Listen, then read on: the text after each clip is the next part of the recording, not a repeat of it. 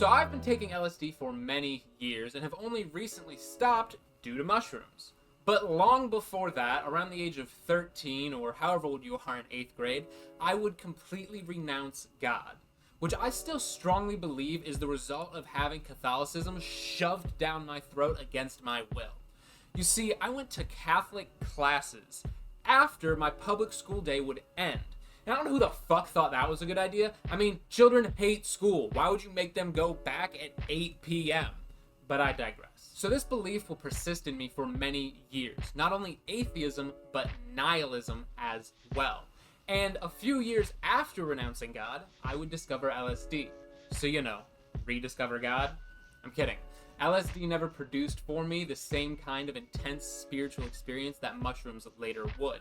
But what LSD would do is plant the seeds of spirituality within me. I would have so many experiences of this reality behind reality that, for lack of a better word, felt more real than sober reality, that there would be this growing sense of something greater within me.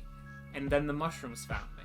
Not the other way around, mind you. You see, despite having an interest in trying mushrooms for some time, somewhere in my subconscious I knew that it was best to let the medicine find me and present itself in due time. So early in 2019, my girlfriend Alyssa and I would decide that we're going to take some mushrooms. We split an eighth, so approximately 1.5 grams for each of us, and I think I even took just a little bit more to finish off the eighth, And I will spare you all of the details of the trip, but in short, it was the most intense psychedelic and spiritual experience that I have had to date. Even taking into consideration the ego death that I would have some years later, this was still far more significant than that. And you don't come back from an experience like that the same. As I've already mentioned, there was this growing sense of something greater within me. And despite my outward belief of being a born-again atheist, I had these inward emotions that were not quite the same. So there was this duality about me that the mushrooms just completely shattered. And from that point on, I could no longer honestly call myself an atheist.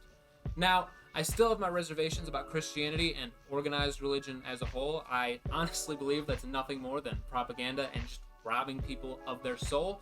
But to each their own. If you leave me alone, I'll leave you alone. So all of this just to say, today I would consider myself to be a spiritual person, but definitely not religious. There is definitely something larger than us that we are all a part of.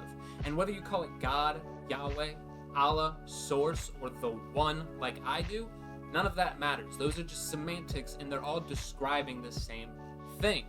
And your understanding of this higher entity, whatever it may be, is no more legitimate or valid than anyone else's understanding of this entity.